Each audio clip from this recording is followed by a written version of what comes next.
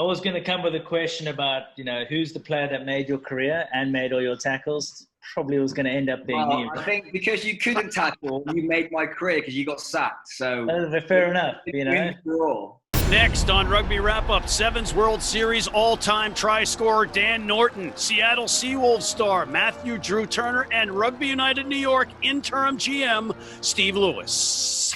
Rugby Wrap-Up brought to you in part by The Pig and Whistle, the world's best rugby pub. The Murphy Kennedy Group, founded with the idea that construction can be done better. And Lean and Limber, stretching your way to a healthier lifestyle.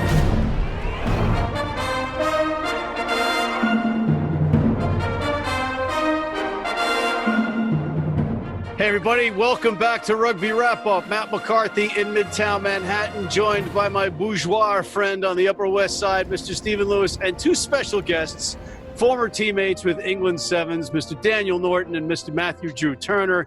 Before we say hello to you guys, I have to go to Steve. Steve, these are some pretty good guests. Yeah, top-notch guests. I mean, the man in the middle, obviously a legend. The South African bloke on the bottom, I'm not quite sure who he is. Where did you drag him up from? I thought he was English. Well, listen to him speak. Fair enough. Well, this is a special treat. You two, we've known each other a while on the circuit, as they say. And Daniel, you were, for the folks at home, you were the headline guest today, and Turner was supposed to be the mystery guest. And he had one job to do, just log in with the required the information supplied by our staff here, and instead he logged in as him. His name was seen, and thus the mystery guest is gone. But it's all good. It's all good because he's not a shrinking violet, as you know, Dan, so we'll get some good questions out of him. So first off, Daniel, welcome to the show, and congratulations on the London Irish deal. Yeah, thank you for having me. So signed yesterday or Tuesday with London Irish for a short-term deal, adjusting back into the world of 15s, kind of polar opposites to sevens, but amazing opportunity playing in the English Premiership in England. Hope to get some game time over the next few months and just see what I can do. And correct me if I'm wrong, but the London Irish are getting somebody that's had a core contract with England Sevens since like the 2011 season, 2011, 2012, but you've been with England Sevens since 2009. That's when Matt Turner was 42. You're the all-time leading try scorer and a silver medalist in the Olympics. Is that accurate? That is true. Congratulations. Well done. Good research. Okay, thanks. That's why I get the big bucks. And also, this leap to 15s, you're no stranger to 15s. You ran with Bristol, you had a cup of coffee with Gloucester, and you also went to Lord Chris Wiles' alma mater, Hartbury College, correct? This is true. So I was in Gloucester Academy initially when I was 19, 20 in the academy, on loan to a team in Birmingham, and then after 2 years there, I went to Bristol. That's where I met Fat Turner. We were housemates for a year, and then he deserted me for bigger and better things. Matthew, do you recall this man when you were at Bristol, and did you think that he was going to blossom into the all-time try-scoring leader on the World Series 7 circuit? Be nice. You know what? If you spend enough time doing the same thing over and over again, you get pretty good at it. So you go insane. I think if I played for my whole life, there might be a chance I might be on that scoreboard.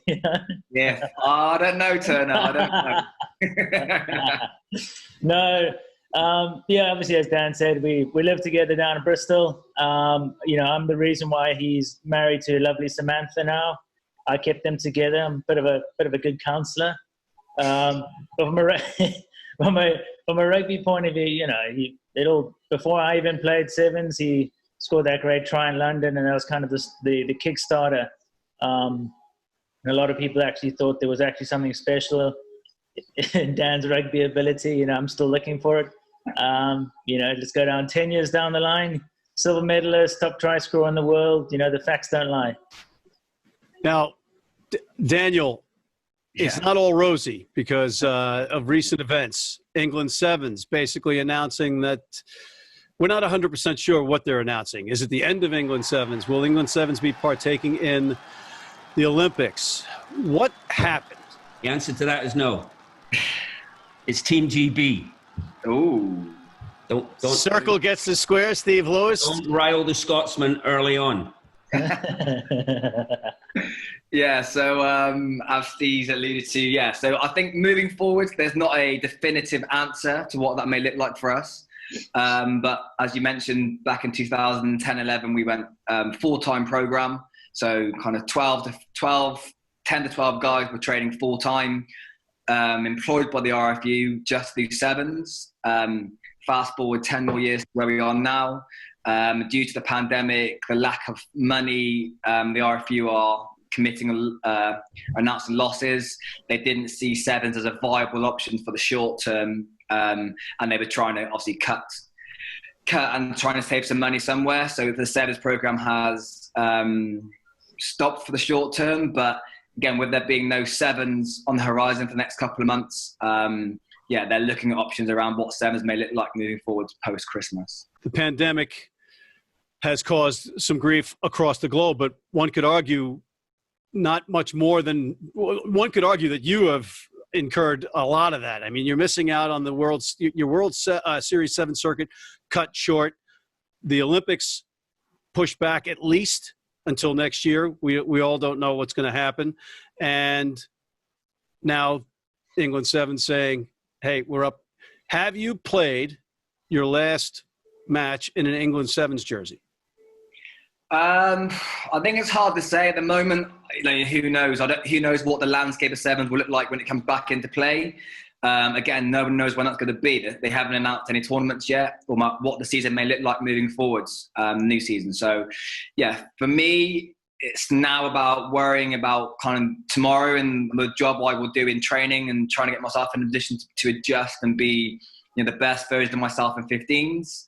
Have a good crack at that. And then after the season finishes, see where I'm at and see what the landscape of sevens even looks like. It's going to be a hard one, obviously, with the fans, and obviously they're a big part of sevens financially and actually as a actual festival kind of event as well. So not having them there has obviously massive ramifications for the sport. I think World Rugby and all the locations need to obviously find a viable option and what that may even look like. But again, nobody really knows moving forwards. Matt, did he answer the question? No, you kind of beat around the bush. I think that's his media training. Gave you a whole bunch of nothingness. I'm just happy he didn't say, that's what he used to say a lot, and he's getting better. I think from my position, it was a hard pill to swallow with the sevens being cut. Obviously, like I said, with us giving 10 years to the service, and then not getting our contracts renewed is one thing, but then ending the whole program is pretty gutting and devastating. So for me, it's left kind of a bitter taste with sevens. And that's kind of why I'm assessing what may happen in 15s. And, I haven't played a game of 15s in how many years. So now I'm just trying to adjust to get into that and then just seeing where I'm at, to be honest, and then take it from there. What are you hearing in terms of Team GB Olympics? So England have shut down temporarily at least. Have you heard anything from Scotland or Wales or what the plans are for that? Yeah, no, nothing as such. So the kind of past kind of 2 or 3 months has been a lot of chatter around trying to, get UK sport on board and try and create those kind of the three nations to kind of collaborate on sevens. As of yet, there hasn't been a definitive answer from the backing of the financial point of view. But I think from the three programs, they were both definitely benefit from having that as a full-time program, especially with obviously being an Olympic sport, having that kind of unity in those 3 or 4 years together rather than 10, 12 weeks of training into a massive tournament. So yeah, there is a massive opportunity to get something involved, but at the moment there hasn't been a definitive answer around if that's actually going to happen yet. Yeah, it's one of the saving graces of the USA Sevens program is that they are partially or predominantly funded by the US Olympic Committee. So that hasn't gone away for those guys. In fact, I think they're back in camp this week, even though USA Rugby is having its own problems. So just the transition from playing sevens at top level, as you have done, to 15s. What are you worried about? What's your biggest concern? Which part of the game, perhaps technically, are you? I think it's just it's just about falling in love again with kind of just being in those high pressure, big team kind of environments. Back in sevens, there was a smaller squad, you kind of got on with everybody. The dynamic was completely different compared to what I'm used to now. Again, I'm 8-10 years older than when I was playing initially. So now it's just about trying to harbour the stuff I've learned from sevens, the experiences I've had, good, bad, on field, off field, and try and put myself in the best position to actually, enjoy and, just do what I know I can do. And yeah, at the same time, it's also having good conversations with the guys around me about how to utilise me as well. Because, obviously I enjoy scoring a try and stuff and trying to do as well as I can for the team. But at the same time, if I'm not utilised as well, then I'm just a generic 15s player where I want to try and be as much as myself in sevens, but in a 15s format. So how about body-wise? Do you have to make a big adjustment? Because you're bigger than you look when you meet you. I can say that from personal experience. And you put on some muscle in recent years, but you haven't really lost a step. So are you making an adjustment in terms of your physique? Yeah, I think the 15s game in England is also always about big is better. So I think there is an onus on myself to try and increase my body weight and try and get a bit bigger and a bit heavier. Again, we're doing potentially different work rather than doing really long minute reps and stuff and long stuff. We're doing short bursts. So there's time to recover, and there's obviously opportunities running less to actually put more mass on. So, moving forward, that's kind of my aim, to try and adjust, to try and get into that physical element of the game and try and keep myself on par. But at the same time, not forgetting my identity. So slightly adjusting, getting into a position where I can, be good with the ball and without the ball. We've got a guy on this panel today that has made the transition from sevens to 15s and won 2 championships in a professional league. Matthew, any advice for your compadre? No, as Dean said, there's you're not running as much. Your whole sort of what you're putting in is more focused on size. And I just purely think, with, I can say for Dean's body, he's going to put the weight on pretty easy. You just take your mileage down. It's going to be good muscle as well. It's not really the physical side that's the hardest part about adjusting to 15s. It's adjusting to all the working parts on the field. How you need something, for real basics. You need your forwards to be performing before us backs even get a shot at it. Otherwise, you're on the back foot the whole time, and no one wants to play on the back foot in 15s. And especially in the Prem with these guys, there's, most of the time it's a bad weather. So if you're in the back foot, you're constantly going back. But from a physical point of view, Dean's been a professional for a long time, and I know they've got a good S&C team at Irish. One of our boys is actually there, Ross Neal, and he's teaching Dean how to play 15s again. So, he's in good hands. I've had the pleasure of him for the last 3 weeks. He's already doing my head in. So, yeah. Guys, hold that thought for just 1 second. We have to take a quick break. We'll be right back with Steve Lewis, Matt Turner, and Dan Norton after this. If you're in New York City and want to watch some great rugby, have some great food, and some great times, go to the world's best rugby pub, the Pig and Whistle on West 36th Street.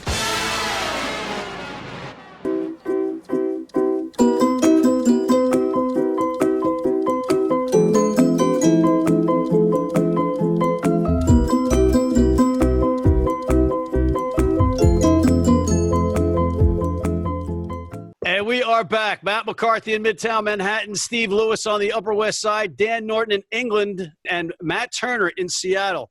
So changing gears a bit, you're in a professional camp now, and it's 15s. It's not sevens. It's a much bigger camp, I would imagine, than a sevens camp. And we're seeing all these different experiments here in professional sports across the globe in trying to keep the pandemic from going viral throughout a team or an organization for you guys. But NBA, MLB, NFL, there's no bubble, right, for you guys over there? So they, as much as possible, they're still trying to keep the distance.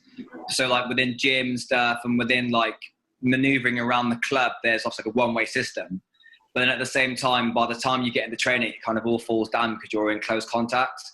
But we're getting tested once or twice a week anyway to try and mitigate against people testing positive and spreading it. So there are procedures in place to stop the spread of it. But yeah, there are, as much as possible, you try and practice the 2 meters, or don't know what that is in imperial or metric. Couple feet, couple yards. Yeah. Oh, is that you being American? A couple yards, man. Yeah. Yeah, so whenever you can kind of practice it, we do, but at the same time, it kind of all falls down because you're then doing contact. So, yeah. And you're all going home. Yeah, it's all this best practice, isn't it, really? You're just trying to minimize the contact time and contacts you have with another person, while at the same time trying to keep your distance. But at the same time trying to compete as well. So, yeah. You pretty much just described your whole career. Minimal contact time. Hey, that's why I haven't got it yet. Oh, snap. That's not true. As somebody that's been a witness to some of the car crashes on the pitch, Stephen, these guys are kidding around when they say there is contact. You have to be willing to engage in contact in sevens on the World Series. Yeah, so 4 or 5 years ago, you'd say one of the big problems transitioning would be the breakdown, right? But in sevens, breakdowns are pretty physical these days anyway. What I think is interesting is with 15s, we used to have a lot of bodies being thrown at a ruck. With these new rules coming in, the actual breakdown is getting more like a sevens breakdown. It's got to be sort of technically tighter, body positioning, referees on top of it. So I don't think that part will be as much of a transition. For me, it's under that high ball. Are you looking forward to that? Because you're going to be getting a bit of that, no doubt, first couple of games. Yeah, 100%. I think it's something that I'm obviously aware of. It's, again, there's not one bit. I'm not kind of thinking about every area. It's the same aspect you look in seven. So be it high balls and kickoffs, receiving or kicking, whatever. It's literally the same in 15s. I'm still doing those small-sided skills to try and increase my knowledge, my technical ability, and all that as well, because all that all impacts into the one team. So if I know that if I'm not on point in my high balls, if I haven't got my clear outs, then we're losing the ball. So yeah, it's no different to sevens. The 15, the challenge is the same. It's just a completely different adjust to how that kind of maneuvers and how that affects everybody else around us. Maybe Matt, you can shed some light, because you've been doing this, and it continues to shock me as an observer how you continue to surprise people in the 15s games with your speed. And he's a speed burner. It's fueled by fear. The speed, depending on how much fear and how big the guys are running at me is how fast you run. It's fight or flight, and most of the time it's flight for me. No, I do think there's coming from sevens, that's one of the biggest attributes that that I gained from going from 15s to sevens, is working on speed and having this competitive side with guys like Dan, Marcus, all those sort of boys, where we're always about speed, meters per minute, all that sort of stuff. We were just waiting for the stat sheet to be put up on the wall so you can just make fun of each other. Normally I was getting made fun of, but that's where you get the name Fat Turner from. As long as they're happy with scoring tries, it's just adding value to the team, There's reverse psychology there. But no, in the 15's point of view, it's not like sevens. You don't get as many opportunities. So when you get that opportunity, you really have to take advantage of it. One thing with our league over here is defenses don't shut down as quick as I can imagine in the Prem these days. They're structured, but they're not as structured. So there's a little bit more time on the ball here. And from year after year, it's got less and less. It's either got less and less, or I've got slower and fatter. But it's one of the attributes where from sevens you're so used to finding space and exploiting it. Whether you're using it for yourself or you're using it to manipulate another defender to create space for someone else, that's one of our transferable skills from the sevens to 15s game. Have you been doing film study, Dan, or are you at that point yet? Yeah, so through the team, they've got an app. So every time there's a training session, that gets coded put up on the app, so when you get home you can review your mistakes, and you can go through all the technical stuff you need to. Again, it helps with learning, and then obviously through the team you can sit down with guys and go through footage as well. So that's a great tool. And yeah, again, the team, obviously with there being no crowds now, all the games are live on TV, so you can kind of catch the game whenever and wherever, and you can watch them back. So there's a lot of rugby on, a lot of code to get through. But yeah, the opportunity to watch rugby and learn here is massive. So yeah, it's an enjoyable tool. You can break it down to watch the individual, your opposition number. The issue with it is, you're more looking at attack structures, defense structures. To go down and say, I'm going to completely watch my opposite guy to try and pick up traits from him, it's not really valid if you're working in a defensive system. You've got your space, you mark your space. That's all you really need to know. I mean, the only thing you would look at is he good under the high ball? What's his positioning like? And from this is coming from my point of view, we look at sort of the back three, where they're 15 standing, where they're disconnectors. It doesn't matter how good your 15 and your wings are, there's always a disconnect in one place. And we try and identify that in field zones to open play, what their traits are to join the line early or late. What a load of horse shit that is. That's unfortunately, that's not too dissimilar to what we're doing. So again, the coaches and players will watch what the back three guys are doing, their positioning, and what the centers like to do, and try and get a feel of what themes there are, and then you try and create a attacking or defensive plan around that to help utilize your strengths. Dan, this Team GB thing I know is disappointing. You made the Olympics. There is a one-off exemption, however, and there is a team who are still in the repechage, and this might be their repechage. And you might be in some way eligible. There's a place for you, buddy. Thank you, man. Anytime you want. I'll send you over my bill, don't worry. Yeah, that's it. We can't afford you. I'm wearing this shirt, by the way, not just because Dan Lyle and Donald Walsh were going to kick my ass if I didn't, but it was because I was wondering if it was going to be the last time I saw you, Daniel, in an England jersey playing in America. If you're a gambling man, what's your answer? Yes. Yeah. Oh, you're going yes, you Turner? Oh, wow. I would like to think it's not. I've got some unfinished business there. But yeah, again, I think a lot is going to be out of my control, to be honest. All right. And Stephen, which MLR team is he going to be with after he has his cup of coffee with the London Irish? Tell you in October. So that's going to be Rugby United New York, going head against Turner. Turner, before I let you go, what kind of an off season would it be for Seattle if there weren't rumors of strife or drama going on? What's going on up there, Matt? I don't know why people love to try and spread this stuff about this bit of chaos going on. It's for rating. It's sweeps week. It's ratings. It is what it is. There's a global pandemic going on. There's MLR dates are getting pushed back. I think everyone's sort of in this uncertain phase. From a team point of view, we're completely fine. There's no issues there. But Chinese whispers, start with something, end with something else. Every team's got their issues at the moment. We're building. We're building towards. Dan, he's doing what you did before. He is not answering the question. That sounds a lot like somebody who's struggling, to be honest. We're building. We were hoping for a December 1st start. Obviously, the league's been pushed back now to start date 4th of Jan. We're going through the recruitment phase at the moment. I think it's just getting around these new rules of the league. It's figuring out what the league looks like next year. It's hard to build a team when you can't give the players an example of what the season's going to look like. Well, I know a guy on this call that's been building a team pretty damn good in New York. That's the unofficial general manager of the Rugby United New York squad, Mr. Stephen Lewis. So I'm not buying that, pal. Proof of the put in the work in, but you don't win 2 rings, without a bit of strife, right? Ooh, there you go, right back at him, right? Matt Turner. Okay, here's our repechage contest. Sean Connery, take 1, Matt Turner. Repechage. That's all I got. That's all I got. Damn out of here. Huh?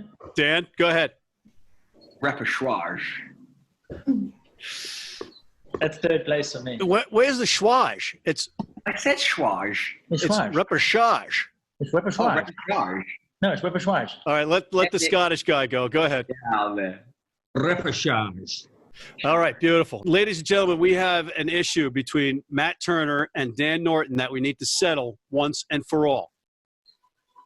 Who was faster when you were both playing for England Sevens? Fatter or faster? I didn't even have to say a thing. Huh? No chance. And on that note, Matt McCarthy for Mr. Stephen Lewis on the Upper West Side, Mr. Matthew Drew Turner in Seattle, and Mr. Daniel John Norton calling it for London.